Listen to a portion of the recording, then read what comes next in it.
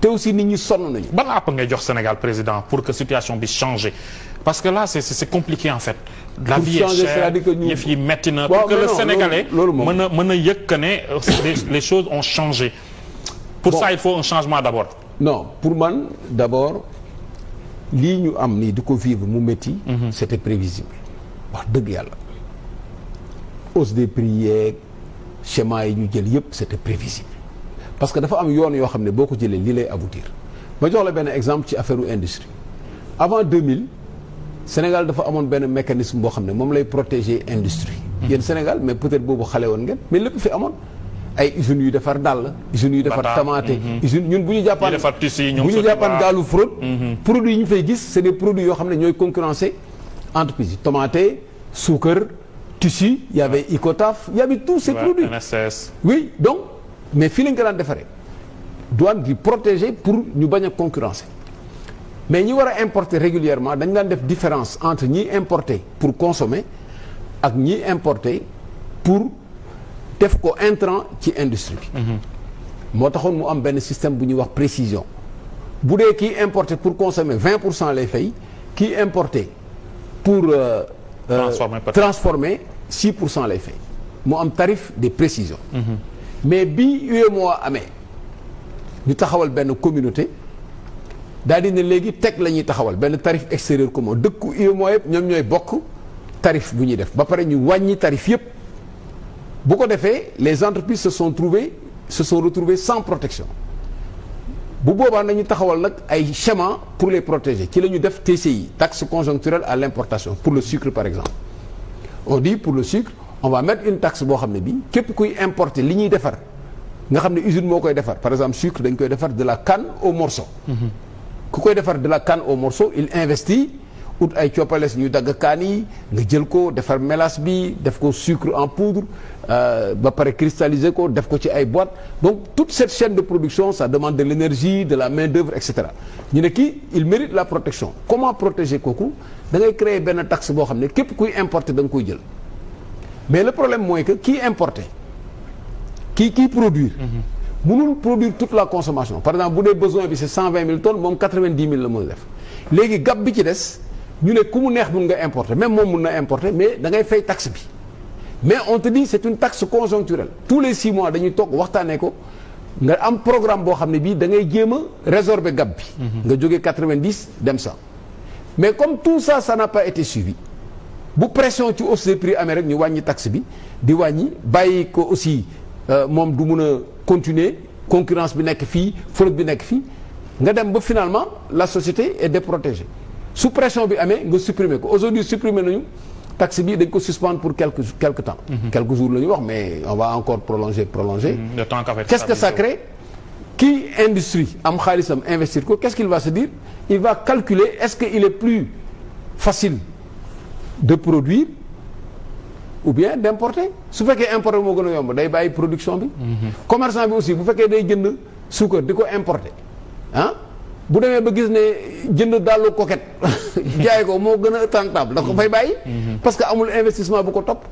donc il y a pas eu de schéma de promotion de l'industrie boobu laa jël exemple. mais exemple yi ñuy defoon yëpp daanu na soo xoolee suukar bi wax naa ko léegi. boo xoolee gerte gi.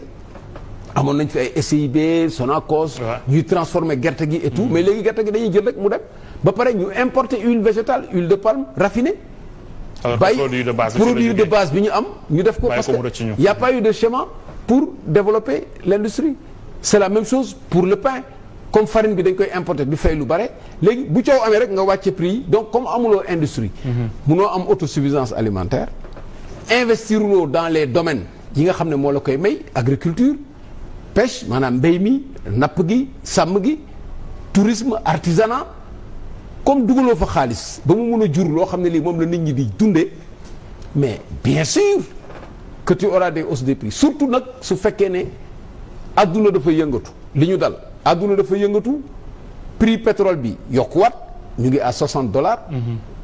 Ensuite prix fret bi transport bi bi Covid bi amee comme dañoo arrêté woon aérien ñu bare ci géej gi. pour le pétrole les gens le disent souvent nee nañu bu baril bi wàccee duñ ko yëg mais bu yokkoo ñu yëg ko à chaque fois. waaw parce que état bi day jéem a def ay économies toujours. il se dit que si dafa am accoutumance boo tàmmee jënd à un prix bon. ñu wàññi ko ñu bañ ko wàññi yow déjà tàmm nga ko waaw. pourtant dans la sous-région dañ koy jox exemple souvent ñi nga xam ne sax xëy na demuñu école mais dañ koy wax dañ naan Mali par exemple wala Gambie produit yu bëri pour am fa dafay jaar Sénégal fa lay gën a yombee ñu jàpp ne état Sénégal dafa jël ay taxes yoo xam ne xëy na moom mooy waral tey jii nii yëf yi à chaque fois muy métti ci Sénégal. mais wane na ko de. la preuve bi coow li tàkkee dañu jël 47 milliards nee na d'ailleurs il le présente même comme une perte. donc pour montrer que. mais loolu est-ce que mën na nekk continuellement je veux dire. non loolu laa la wax c'est des solutions conjoncturelles yoo xam ne du solution parce que solution bi mooy nga investir ci domaine yi ma la wax nga def une transformation structurelle sa économie ba nit ñi mën a béy dundee. loolu ëpp solo béy jaay. béy denc béy soppi béy weccee ci élevage bi nga mën a am yàpp. béy soppi surtout transformation c'est très important. donc tout ça c'est important. fret bi yokku léegi fret bi c'est 3 fois le prix. maanaam li ngay fay pour jël sa marchandise dugal ko ci gaal mu ñëw dafa yokk ñetti yoon léegi état bi day def benn jeu danaan bon ok léegi naa wàññi bàyyi naa TCI zéro taxe d'ajustement à l'importation pour huile bi jóge naa 10 maa ngi 5. bon pour blé bi maïs pour blé bi c'était 18 yóbbu woon naa ko 6 léegi maa ngi zéro bon léegi nag prix yi du répercuté day répercuté waay. leneen lu Sénégalais yi di jooy souvent Boubacar Camara bëggoon naa xam ba xam am nga ci solution mooy la location à Dakar. waaw déglu ma ñëw métti na trop. non déglu ma est-ce que am nga ci solution. loolu ça fait partie des plus grands défis. donc boo ñëwee wàññi prix yooyu yëpp ba pare te defuloo transformation pour rendre le produit disponible da ngay dellu si waat rek buum nga day delluwaat ci. case de départ ngay dellu si. donc léegi les Sénégalais défis yi ñu am mooy pouvoir d'achat. et loolu mooy indi yenn problème yu bare da ngay ñëw am problème mu liggéey donc revenu nga am problème foo jëlee xaalis ñu ne déetawaay li ngay fayeeku tuuti par rapport ak li ngay dépensé ngay fay ndox fay électricité fay location boo xam ne duñ la baal dara mais loolu boo ko dajalee tu passes tout ton temps da ngay daw bés bu ne yaa ngi daw dépense bés bu ne yaa ngi daw dépense da ngay dem ba xoox. nee ni Sénégal bokk na ci rares pays yoo xam ne liggéeykat bi dafay lijjanti transport pour mën a liggéey. donc ce transport am problème sa lekk am problème léegi nag nga war a def défi éducation. sa doom yi war a jàng nga war a leen a faj moo tax ñu bare duñ sax faju ay ordonnances dañu xaar ba tëdd rek. parce que tant que les investissements yi ñu war a def defuñu ko ci secteurs yi ñu war a def ba pare jëlee ko ci ressources yi ñu am. du sotti ñun li ñuy def dañuy leb boo lebee ba ne guj ki la lebal ne la man du ma la lebal pour leb bi président Sall jàpp na ne c'est une bonne chose mais fi mu koy def foofu la gars yi di pointer du doigt souvent dañ la dul lebal fi nga ko war a def ñoo lay guider mais bien sûr kan moo lay lebal pour nga développer sa agriculture boo ko développer am autosuffisance dootul envoyer produit mais non moom produit yi muy béy fu mu koy kon leb bi dañ ko war a bàyyi non waxuma ñu bàyyi ko benn réew du bàyyi leb. nuñ ci war a defee dafa am façon booy lebee booy leb day fekk nga am alal boo tayle mu garanti sa leb par exemple boo amee phosphate nga ne man sama phosphate. wala pétrole bi par exemple. wala sa pétrole loolu tamit wër na président wala sa ressource hydrique non da ngeen di signer contrat man maa ñëw man loolu dama koy def bés bu ne dañuy signer contrat ma ne man am naa tant de réserve mu ngi nii. c'est telle valeur mu ngi nii je te donne les permis pour l'exploiter.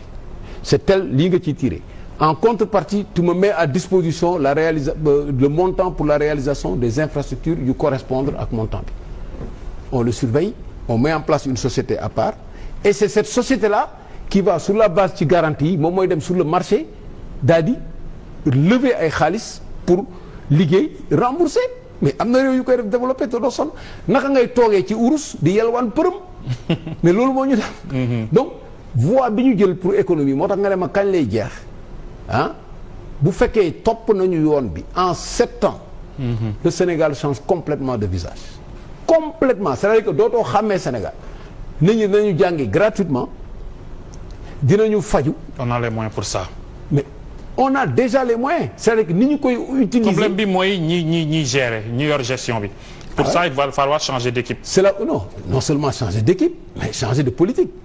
Parce qu'on a vu ici, il y a tellement eu de changements d'équipe, est-ce que ça a changé? Mais c'est ça en fait le problème, parce que les hommes